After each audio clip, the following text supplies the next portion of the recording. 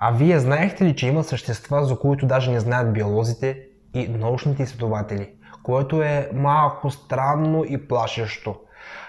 Вярвате ли, че има други същества, освен нас на нашата планета Земя? Някои ще си кажат, не, няма, ние сме единствените. Друг пък ще си каже, да, наистина има. Приятели, днес ще ви представя необичайни същества, заснети на камери, и то случайно. След този видеоклип ще има много разногласия. Някои хора ще мислят, че това е просто една обработка, а други наистина ще повярват. Но искам да ви кажа едно. Истината е някъде по средата. И хората, които успеят да изгледат видеоклипа до края, имам един малък подарък. Приятно гледане!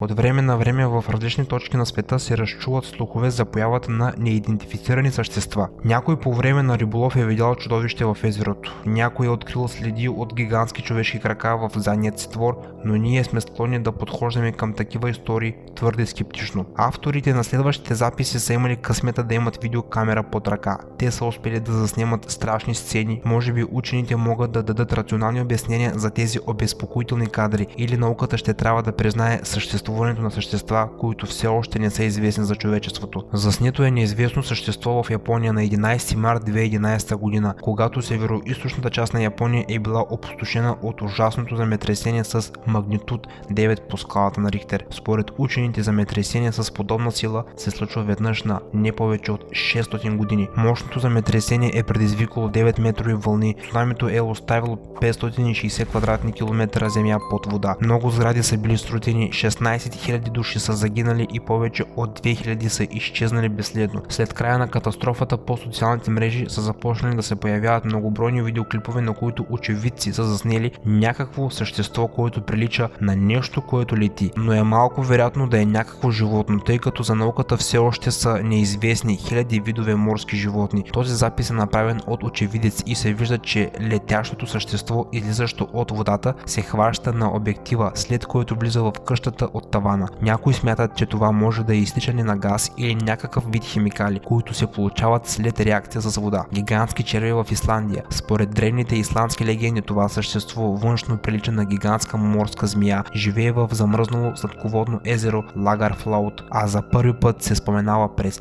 1345 година. През 2012 година любител фотограф успява да заснеме гигантския звяр, който плува по тънка ледена кора, но скептиците вярват, че движещият се обект е просто парче риболовна мрежа, отнесено от бързо течение. Впоследствие много от тях признаха, че може би тук не е всичко е толкова просто и няма причина да отхвърлят напълно версията за съществуването на древното чудовище. Неидентифицирано чудовище в Китай. През 2015 година персоналът, обслужващ дренажната система на резервата близо до китайски град Шенджен, са открили странно същество, непознато на науката. Работниците веднага изобретяват метална клетка, за да го приютят, но както виждате, той има дълги ногти и напълно отсъства козина по тялото му. Той отчаяно се опитва да излезе от клетката, гризейки я и чупи част от своите зъби. Местните вярват, че заловеното същество не е нищо повече от водно чудовище, герой в китайския фолклор. Други твърдят, че това е малка, плешива малайска мечка поради замърсяване на водата. До сега никой не е успял да даде еднозначен отговор за какво същество става дума и откъде е дошло. Летящо чудовище. Следващият запис е направен през юни 2015 година от екип от петролни работници, работещи на морска нефтена платформа край бреговете на Ангола, на дълбочина от 1278 метра. Пред обектива,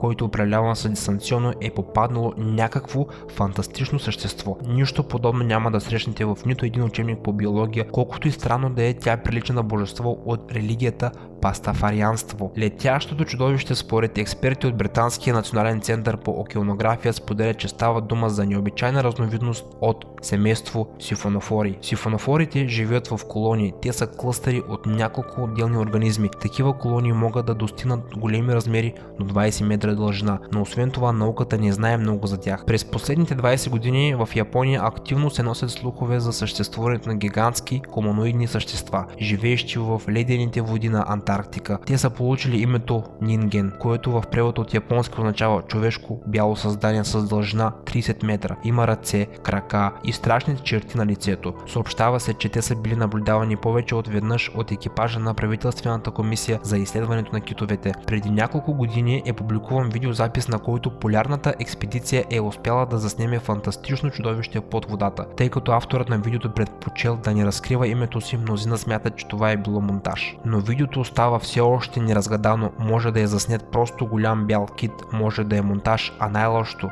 може да е и нинген. Но видеото остава все още неразгадано. Този клип е заснет в една европейска страна. Човекът се е прибрал от работа и за момент е хвърлил поглед в далечната гора. И какво да види? В далечната е имал загадъчно същество с огромни размери. Операторът не е забелязал обекта първоначално. След като се е прибрал от дома, е изгледал внимателно записа и е осъзнал, че той е успял да заснеме не само гъста мъгла, но и някакво странно създание. След това той качва клипът в социалните мрежи и се допитва до своите приятели с въпроса: какво е това създание? И много зрители са го обсипали с коментари и са уверени, че в кадъра е попаднал така нареченият Слендермен. Други са твърдели, че са просто големи пънове, други пък са му писали, че са просто изрязани дървета. А вие как мислите, приятели? Какво е това? Долу в коментарите споделете вашето мнение. Този клип е заснет в САЩ, в щата Оклахома. На видеото е показано верандата на къща, която се намира в близост до гора. Цялото заснемане на клипа е от прозореца. Камерата е стояла във вътрешната част на прозореца и е заснемало това действие. Собственикът споделя, че това създание нееднократно е идвало в дома му. Той не можел да опише какво е това създание, откъде идва и къде живее. Една вечер собственикът поставя камерата на снимачен режим, за да покаже същността на това нещо на хората. След това, както можем да видим на това видео, далече от тъмнината се появява някакво странно загадъчно създание. Защо това създание идва точно към този човек? Никой не знае. Стои едно известно време пред къщата и след това отново се връща в тъмнината. След това собственикът качва този клип в интернет с цел помощ, но всичките, които са видели клипа, са били ужасени и никой не е успял да му отговори какво е това създание. Това същество, което сега виждате, е заснето от група учени, изучаващи океана. Първоначално те са мислили, че съществото не е живо, но след като са се вгледали внимателно, са осъзнали, че се движи по определена траектория. Учените са нарекли това чудовище сълзата на Посейдон и са предположили, че това същество е от семейството на медузите, които живеят в екстремни дълбочини, но това е само едно предположение. Защо това същество е било толкова близо до повърхността, никой не знае. Но едно е сигурно: има много морски обитатели, за които хората не знаят. Това видео е направено в САЩ, щата Тексас. Авторът на видеоклипа се е разхождал из гората и забелязва неочаквано странно създание на земята. Първоначално смята, че е парче метал, но докосвайки находката, той осъзнава, че е имал органичен характер на мистериозен обект. Десетки извиващи се крайници. Американецът веднага се е извадил телефона, за да заснеме това същество и след това е побързал да се махне възможно най-бързо от това място. Някои от коментарите под клипа в социалните мрежи смятат, че това е някаква част от извънземно създание, но определено това ще заинтересува учените и биолозите. Скептиците твърдят, че това е гнездо на пеперуда, но какво е, откъде е дошло, все още не е известно. Това видео е заснето на дълбочина от 1200 метра. На него виждаме голямо морско чудовище с явно неземен произход. Плуването на съществото е доста своеобразно, сякаш се опитва да се покаже в цялата си перспектива. Внезапно се превръща в някакъв символ. Какъв вид съобщение е това, учените все още не са успели да разгадаят. Хората, които са изгледали видеоклипа, предполагат, че това може да е един от видовете калмари или сепии. Други хора пък са сигурни, че това е извънземно създание, тъй като калмари или морски животни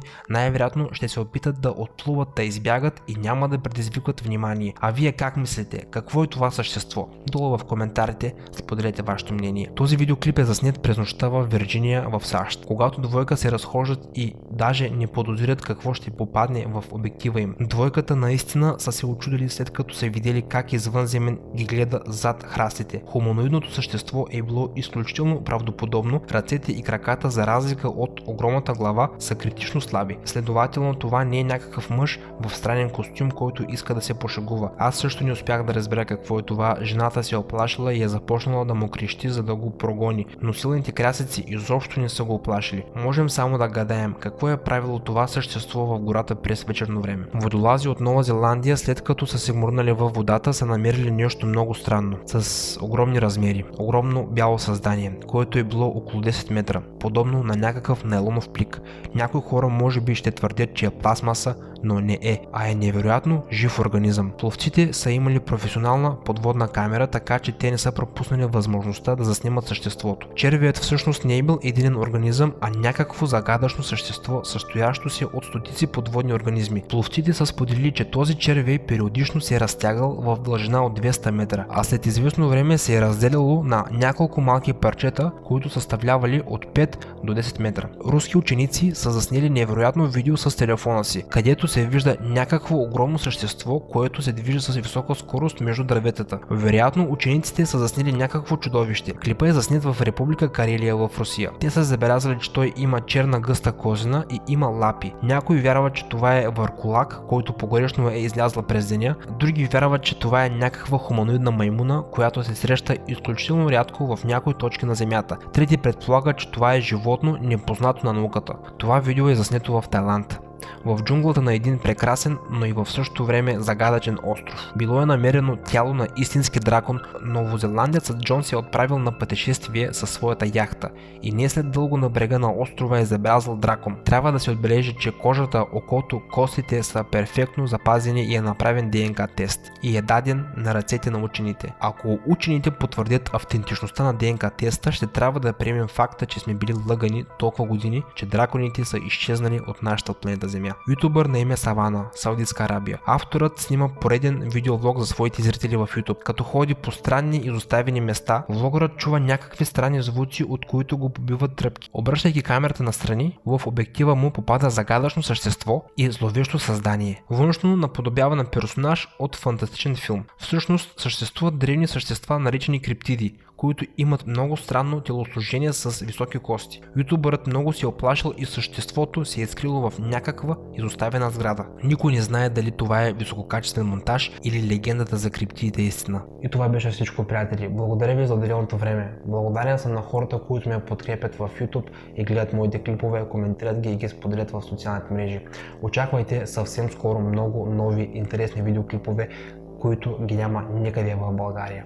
Както ви обещах в началото на видеоклипа, подаръкът. Подаръкът е моята първа електронна книга "Как да станете популярни във Facebook".